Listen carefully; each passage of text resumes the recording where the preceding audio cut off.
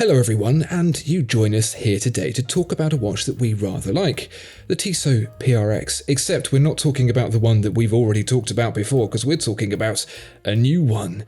Tom, the PRX, you're a fan. Yeah, I am, yeah. That was a hot contender for ownership, but they are on the slightly chunky side because they've got that 70s integratedness, as we've spoken about. But yeah, it's a line that seems to have captured everyone's attention, and those were automatics, time and date, and now they've added a chronograph to that lineup. Exactly, yeah. So the bracelet, as you said, the integrated bracelet, even though the watch, the automatic is only 40mm, you do need quite a big wrist to accommodate it. So what if I told you, Tom, that this PRX automatic chronograph is now even bigger? Yeah, I suppose they've catered for people with smaller wrists. They introduced a 36, was it, or a 35? A 35, yeah. Yeah, unisex line. And now they're going the other way. They're adding more diameter, more thickness, and a chronograph. And indeed, more price. The PRX Powermatic 80 was £565. This is £1,500. So this is the Tissot PRX Automatic Chronograph More is More edition. Tom, why don't we go through some of the specs and we'll lay it out? Yeah, so it's got an increased diameter of 42mm, where the original PRX automatic was just 40mm in diameter. So not too bad. The thickness wasn't really the problem.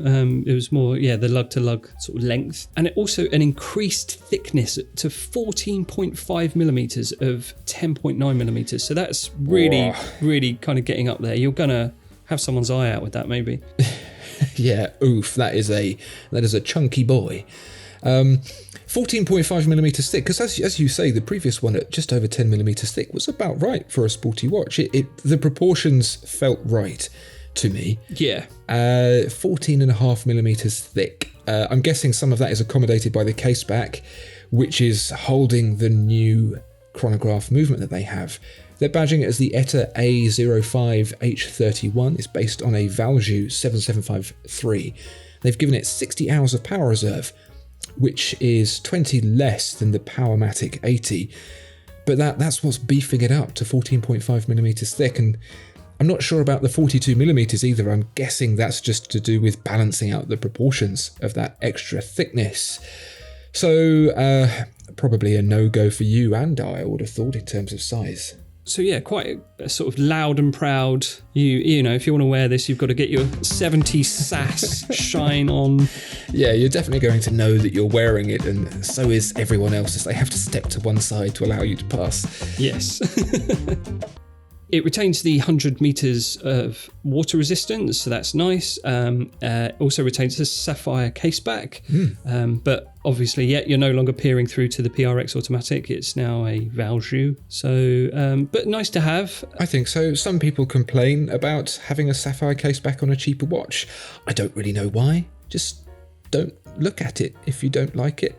The movement inside looks pretty nicely finished to me. Yeah. I would say so. That's spoked weight. You can see the circular graining on your automatic chronograph. There's never usually a huge amount to see with an automatic chronograph, but better than just a piece of flat steel, I would have said. Sure, yeah, it looks as nice as, anything else you're going to get around this price point. Yeah, it's a curious one. I think sapphire casebacks are better to have than not. It gives you something else to look at when you take it off when you go to the toilet or whatever. It's the movement's just for you anyway, isn't it, really? Because, you're only going to see it when you take it off, unless you give it to someone to examine. And then they might cuss you down for having a Valjoux. I don't know. You're absolutely right, though. The sapphire caseback has definitely replaced the reading the shampoo bottle in the toilet for me. And I don't see why people who have less money to spend should be denied that. Granted, they're not going to be looking at an 1815 hand-wound Langer chronograph, but you get to look at something. Yeah. Cool. There's two dial variations. You've got a blue with silver subdials and a white with black subdials, the Panda, as you like to refer to these dials as.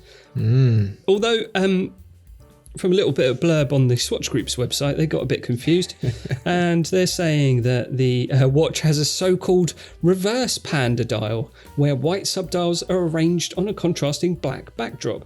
No, it's just a regular Panda. I don't know what they're talking about. Yeah, I know pandas are rare, but we've all got Google. Come on now, try a little bit harder. Unless they're talking about the blue one. I don't know if they have blue pandas in Switzerland. I'm not sure. Actually, one thing I don't like about the dial, no blue waffle.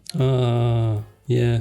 So it means we can't make the blue waffle joke. No. But what I do like about it is that it doesn't. They've managed not to find space to write the word automatic. If there's one thing I don't like about the Powermatic 80, it's the fact that it says Powermatic 80, which to me sounds like one of those suggestive get fit quick type of devices that you would have found in the 80s. Yeah, it definitely sounds like a 70s hairdryer or something, doesn't it? Yeah. So I'm glad not to see that on there. They have squeezed the date on the dial. Now I know the date is a very, very useful complication, and when you don't have it, you tend to miss it. But I've always found on a chronograph, it's a bit of a where should we put it? Should we squeeze it in there? It's like packing that last little bit of shopping into a bag. It always ends up just hanging out and feeling like it's going to fall off, and it's all a little bit awkward. Daily use though, you'd probably not notice it too much, and it's probably pretty useful. Yeah. I mean, it's as useful as a chronograph. Yeah, I guess so. Yeah, probably more so. Yeah. You've never, I don't think, where you might say, does anyone know what date it is? You'd never say, did anyone know how long that thing took? Has anyone got a automatic chronograph? I've got a couple of eggs on, and I've misplaced my phone. It does without the little silver window that the Powermatic 80 gets around the date window though, so budget saving perhaps, not really sure. Well, yeah, but I mean, yeah, budget saving or no, it's still £1,500, so... £1,500. Is that good? Is that bad? Do you know what? I thought, so what was so appealing about the PRS Automatic was that price. You know, you were getting a really striking looking watch that had all the hallmarks of much more expensive watches for a good price, around £500. But now, you know, they've whacked another £1,000 on top of that. So I'm kind of wondering, that sort of lost its appeal. This is a bit like, you know, this is a bit like those questions when they grab a politician and they say, how much is a loaf of bread? How much is a pint of milk? And I've thought about that myself. I don't tend to buy those things independently. I know that my weekly shop costs what it does and that there is bread and milk in there because... I don't know, if I was going to lose anything from my weekly shop, it probably wouldn't be the bread and the milk. Yeah. And I feel like I'm in a little bit of a similar circumstance with this. Is this good for a chronograph? I don't really know. Yeah, it's a great point because, I actually had to do that test on myself. I was like, that's steer. You can get automatic chronographs for cheaper than that. But actually, it's probably the best deal going, I think, when it comes to automatic chronographs. So... little bit of comparison, some alternatives to kind of weigh up against. So I found that the Tag Heuer Formula 1 quartz chronograph is also £1,500, but it's a quartz. So yeah, I mean, whether or not, I don't know how you feel about that. I mean, my reasoning would be it's a lot dang thinner and it's Tag. I would say Tag quartz beats thick Valjoux Tissot any day of the week for the same money. So do you reckon? Oh, that's interesting. I would have sat on the other side of that. Oh, you really? Yeah, we'll have to do a rock paper scissors on that. In fact, if you're a listener, Tissot automatic chronograph versus Tag Heuer quartz chronograph, which is better? Tell us in the comments. But in terms of, you know, we know from Tissot's own PRX that the quartz is cheaper, so equal pricing for an automatic seems pretty good on the Tissot's part right now. Yeah, sure. Yeah, okay. I'll give you that. Especially when you consider other brands around the same price point as Tissot.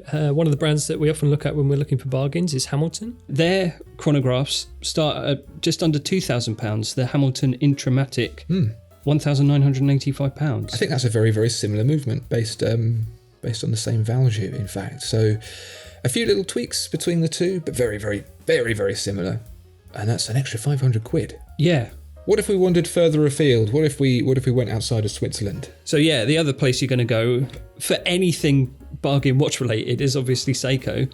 Now, yeah, you can get a Seiko Prospect Speed Timer 1969 recreation solar quartz for £590. But again, it's the same problem of, you know, quartz. No one likes quartz. Mechanical's better than quartz. Don't talk to me about quartz. Yep. So if you want the automatic speed timer 9064 chronograph is going to cost you £2,600. What? And after a bit of digging around on Seiko's really unintuitive website, I believe that is the cheapest automatic chronograph that Seiko offer. So No, it can't be. Is it? Well, I don't know, dear viewer and listener, if you can navigate Seiko's website better than me, then you might be able to find a cheaper one. But by applying certain filters and browsing by lowest price, that's the best I could come up with. So yeah, a full £1,100 dearer than these Tissot. So yeah, the Tissot is looking pretty good. Yeah. When it comes to automatic chronographs. So yeah, I would not have expected that from the Seiko. I would have certainly put those in very much the same segment. Perhaps the Seiko I would have expected to be slightly cheaper. So to be an extra £1,100 more, crikey. So yeah, there you have it. Unless you've got anything else hidden up your sleeve. Well, the only thing I can think of, if you desperately want to have some sort of mechanical chronograph and not even an automatic, and you want it to be closer to the price of the automatic PRX, not the chronograph, you're going to be looking at a Seagull-based watch, like the Baltic Bicompax 002, which is around £500. That's a Chinese movement. You're taking a lot of... It's a very different thing, isn't it? I was going to say you're taking a risk, but I think through Baltic, you still get a good warranty, you still get all of that good stuff. But it's a different entity entirely.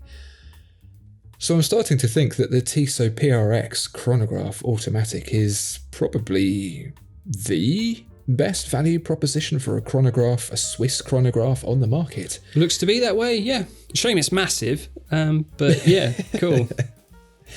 Well, there you go. If you either don't mind wearing a massive watch or you yourself are massive and can get away with wearing one, then this is a watch that you should absolutely consider. If you are a little bit more demure, like Tom and I, then you'll just have to satisfy yourself with looking at it through the jeweler's window. But well done, Tissot. Really, really good stuff. They continue to buck the trend in terms of cost and quality, and now complication as well. So lovely to see. Thanks, Tissot. And dear viewer and listener, thank you as well. If you don't mind popping a subscribe on your way out, that would be lovely. And see you next time. Bye-bye. Bye.